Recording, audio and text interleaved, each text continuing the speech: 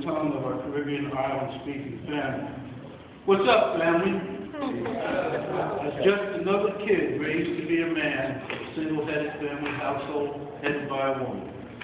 And if none of that worked for you, good evening. Many tongues, many dialects, one mission: stop killing ourselves. That's right. As we continue to seek peace in foreign lands far away, as we continue to seek out, as we attempt to find weapons of mass destruction, the time has come to enlighten those who represent us on the local and national level. There can be no peace in the foreign lands until there is peace in our house, our neighborhoods, and our communities. The weapons of mass destruction are right outside of this church doors. They didn't have to go all the way around the world in order to find weapons of mass destruction.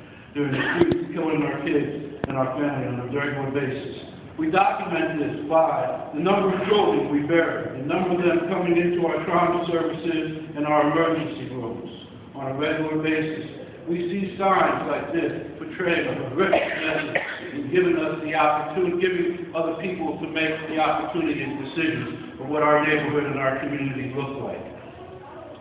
Teenage boys are more likely to die from gunshot wounds and from all other natural causes. Where do these weapons of mass destruction come from? Family and friends are the primary source where these weapons come from. As this student's appearance demonstrates, having a lax policy about dress makes it easy for a student to conceal a weapon and makes it difficult to identify intruders on campus. A dress code can reduce weapons violations, relieve tensions between gangs, reduce disciplinary infractions, and generally improve the atmosphere of the school. Our policy requires that students tuck in their shirts, making the belt line visible at all times. Our students may not wear baggy pants or colors and insignia that are commonly associated with gang activity.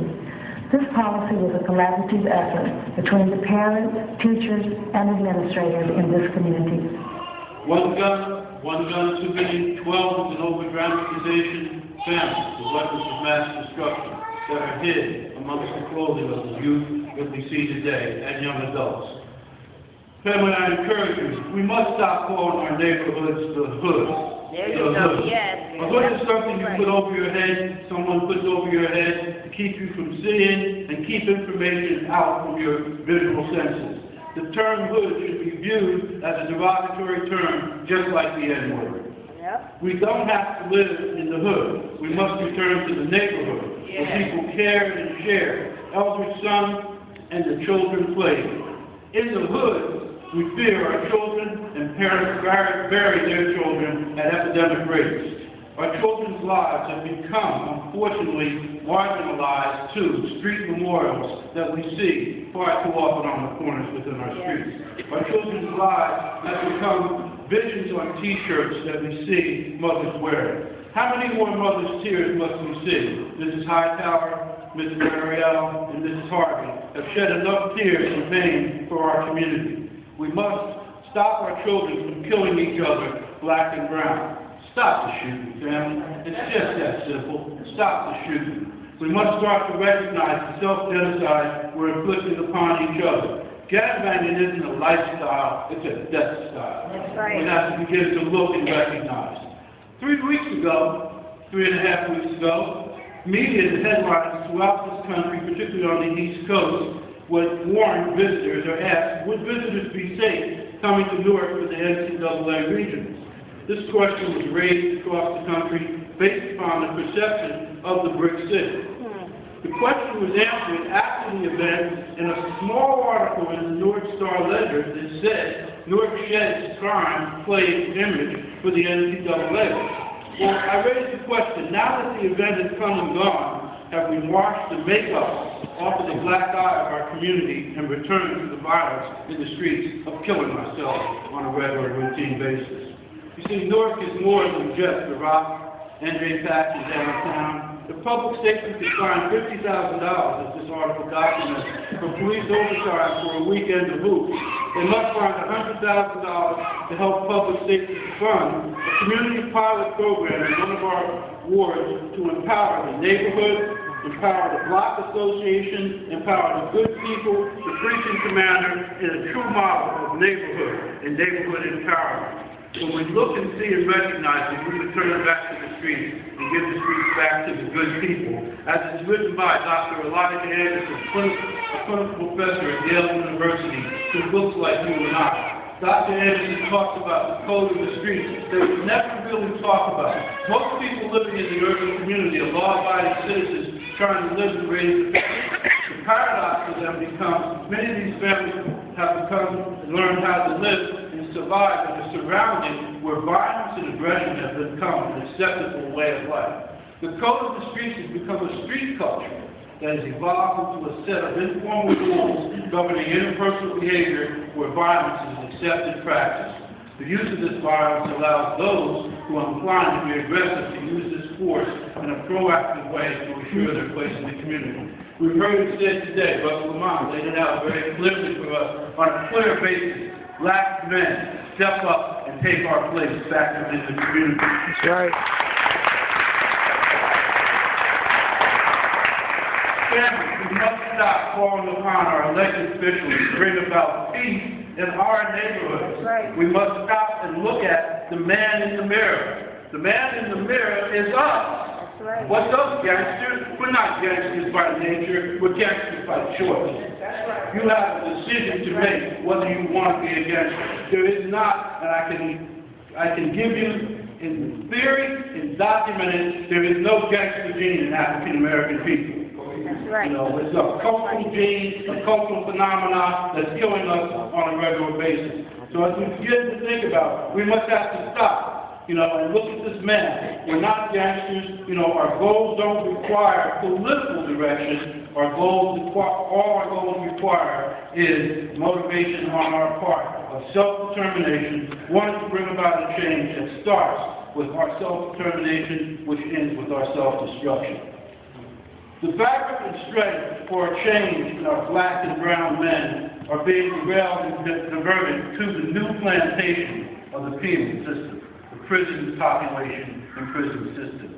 You see, family, most of our community really doesn't know history. When we look at history has shown when many slaves were given their freedom, they didn't know what to do with it and returned back to the plantation once free. Why? The only lifestyle they ever knew. So we have to go back and break this cycle because this is all too similar today. The new plantation, the new penal system, where our young men have lost hope and accepted a lifestyle where achievement is the goal, where failure has become the norm, and their life is centered around survival and recidivism. Survival and recidivism back into the penal system. We must break the cycle of survival and recidivism and reinstill in them the successes that they can achieve are real, not a myth, or not a hype. Violent heroes are more harmful today than the violent villains. Do you realize that our children and young adults will worship violent villains who now become their heroes? Young men today look and see we are truly and have become the prison nation.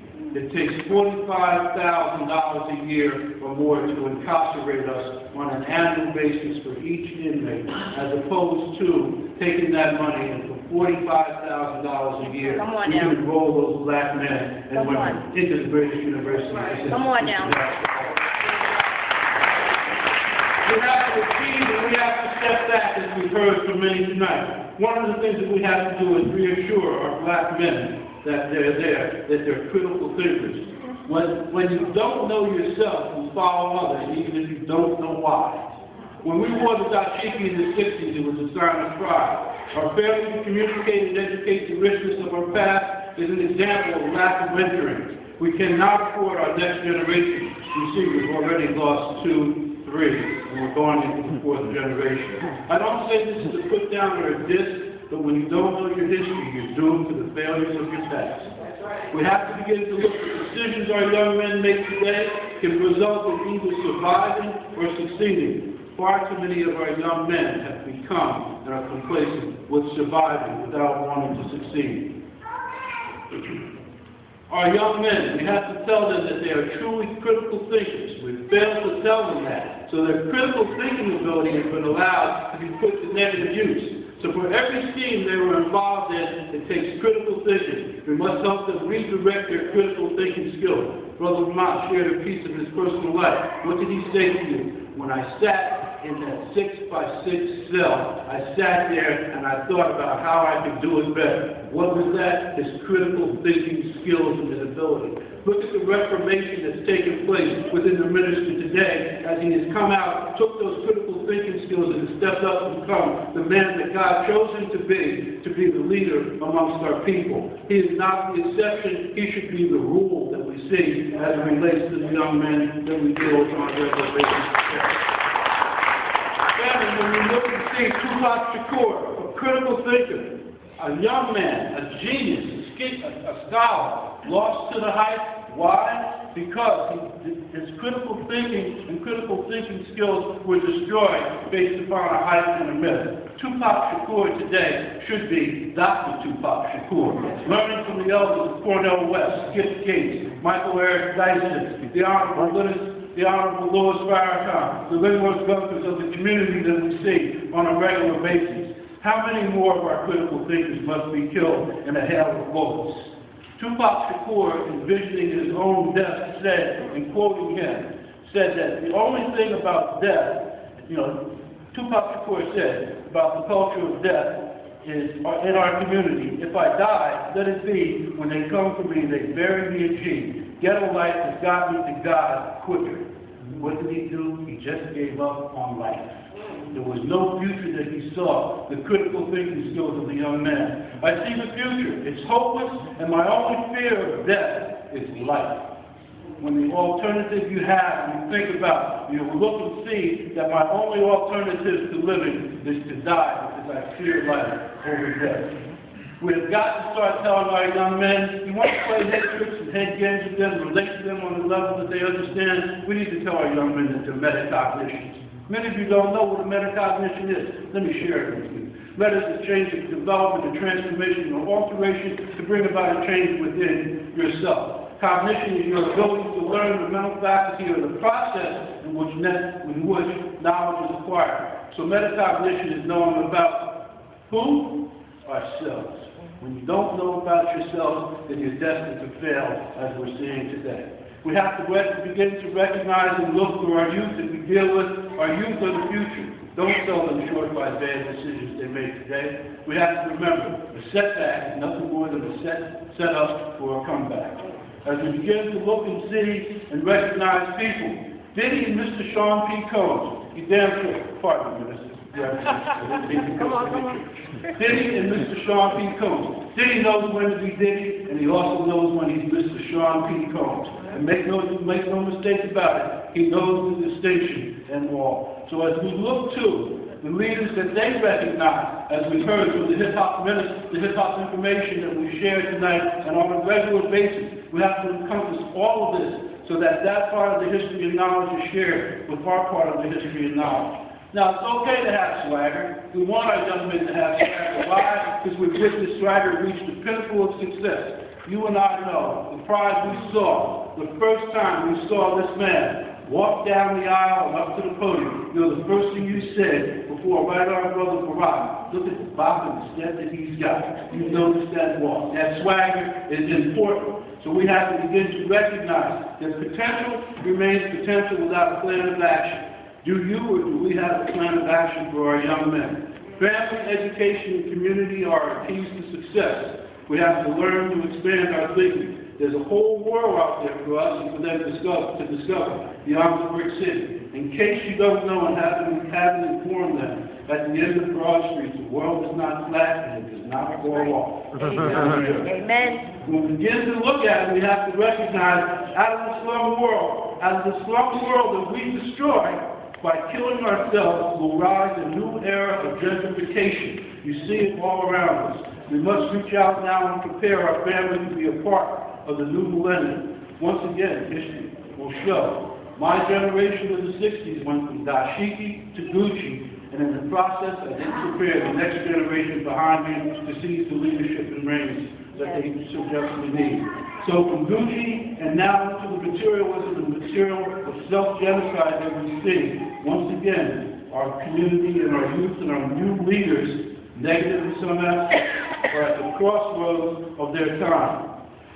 We have to know the history, they have to know their history so that we can guide them to a direction, helping them set a new course of direction where self-destruction has been replaced by self-determination. That's right.